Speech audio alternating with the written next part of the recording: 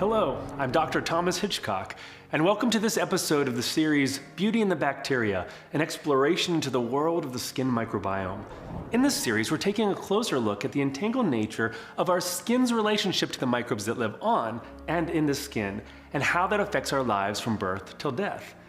We've spent the last few episodes exploring the science behind the microbiome and the microbes in general. But in these next 3 episodes, we will discuss how microbes or microbe-derived products are already being marketed within the skincare arena, and how, while the awareness of the microbiome is a good thing, we need to be careful not to fall prey to the gimmicks that can become prevalent when it comes to any new and hot topic where money is to be made. There is indeed an emerging trend for everyday skin products to claim some sort of microbiome-friendly or microbiome-gentle designation. This is basically talking about how those products do or do not interfere with the balance of the microbiome. Because there are no current regulatory standards about how to measure if a product is microbiome gentle, friendly, or safe, companies are defining such terms for themselves, which could be a good thing or a bad thing depending on the ethics of any given company. However, it is indeed a move in the right direction, and as the skincare industry catches up, we will likely see regulation around such claims at some point. However, products that call themselves microbiome-friendly, safe, or gentle, by insinuation do not actively affect the skin microbiome composition to make it worse, but also do not necessarily make it any better either.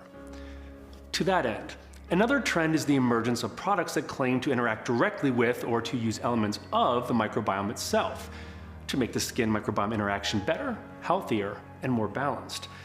This is via microbe-derived and related products. And the ways in which these products are mainly marketed is by using 3 key words, all beginning with the letter P: prebiotics, probiotics, and postbiotics. In this episode, we'll start with the most well-known of the 3 topics, probiotics.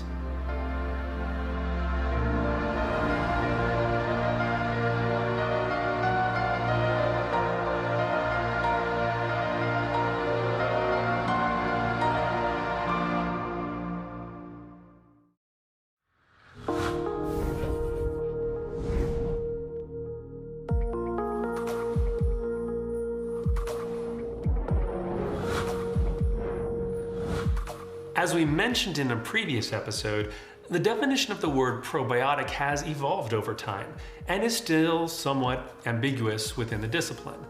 But it typically refers to the use of a number of live microbes, usually bacterium, for beneficial purposes. When we consider the gut microbiome, one can go to the local grocery store and find any number of products that can claim some sort of probiotic benefit.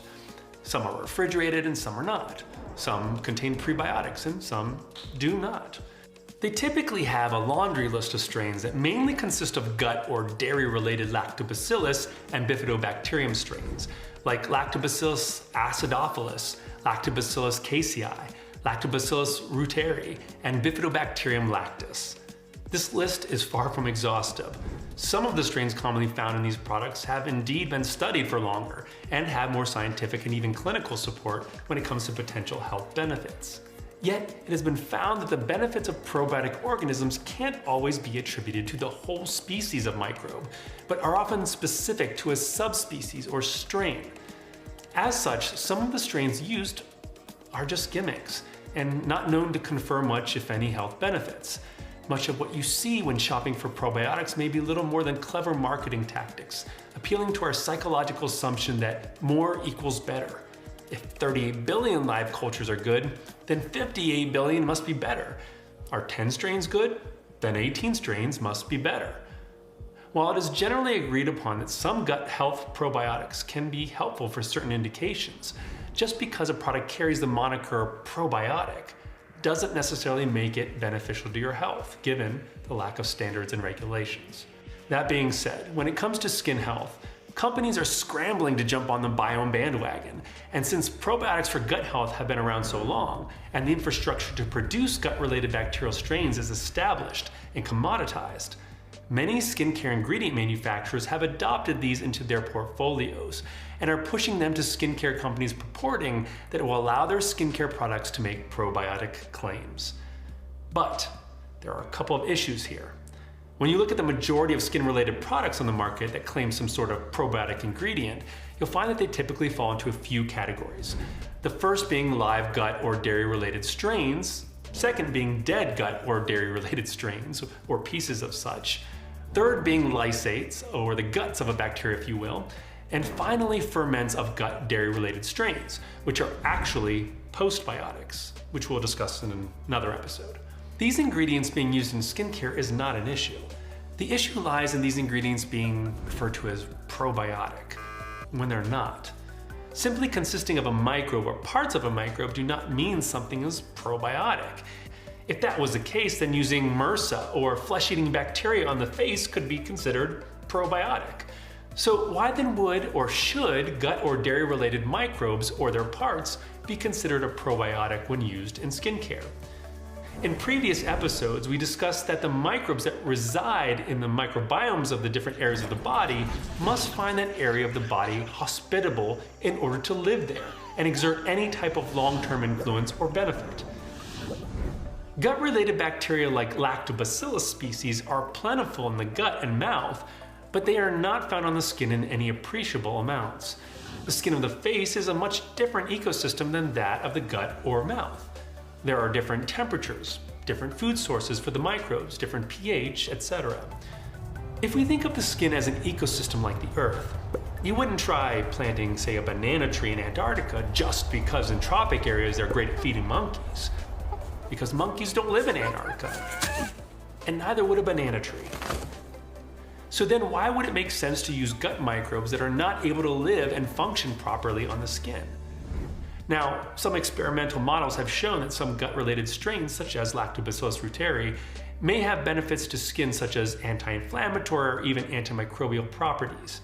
However, little if any of the evidence seems to suggest that this is possible outside of a petri dish.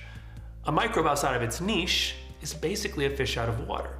It can survive for a short time and then it either makes a nice meal for something else or simply decomposes. So while live gut bacteria for the skin may not make the most sense, the lysate or pieces or ferment products of these strains may have some sort of effect on the skin. But the issue is whether these effects are good for the skin or not.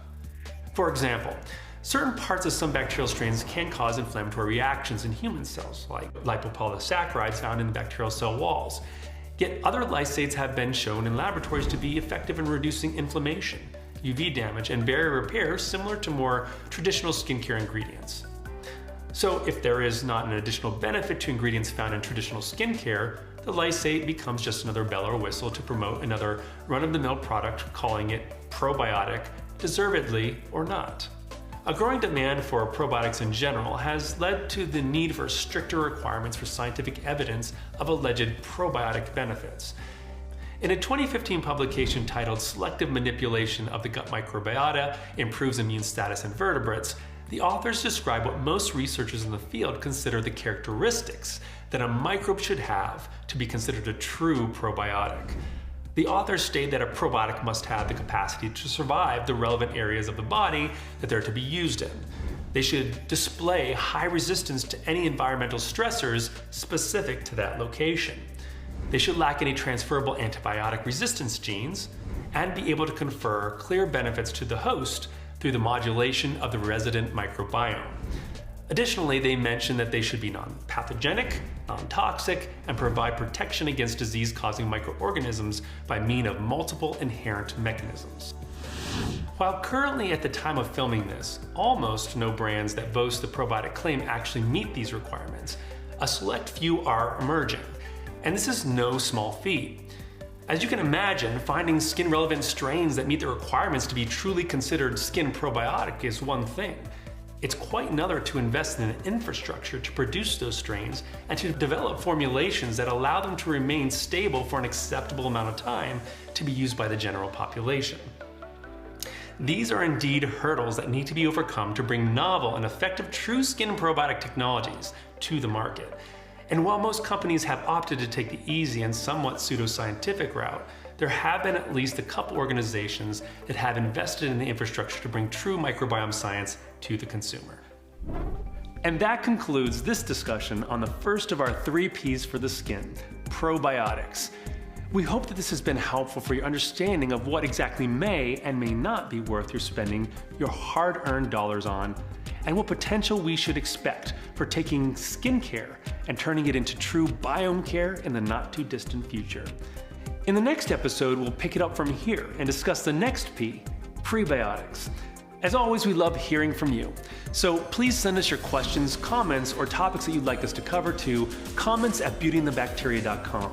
You can also follow us on social media listed here to watch our Q&A sessions, interviews, or to send us your questions and receive updates on this series, as well as other news and information on skin microbiome initiatives at Crown.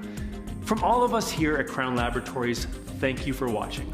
And remember, you have billions of bacteria on your face, and we think that's awesome. Goodbye for now.